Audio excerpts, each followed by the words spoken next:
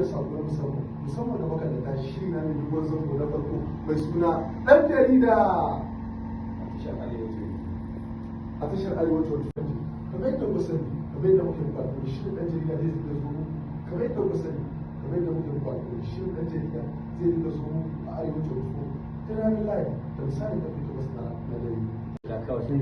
a ƙa'ida na da wannan mutum da zai ga kuma masu mutane su gane cewa gwamnati zai ne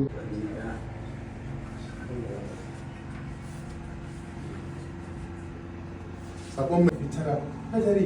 sannan kuma sai dinga zo muku a YouTube channel mai suna mai shaida global resources da misalin karfe 8 da rabi na dare har ila yau kamar yadda na faɗa maimaitin shirin zai dinga zo muku ne kadai a channel din mai shaida global resources kada ku manta da danna mana ƙararrawa a sha kallo lafiya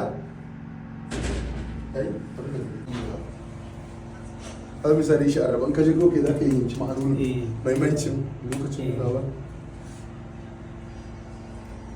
bari zan ma sake shiga kawai a ka'ida na da wannan hoton da zai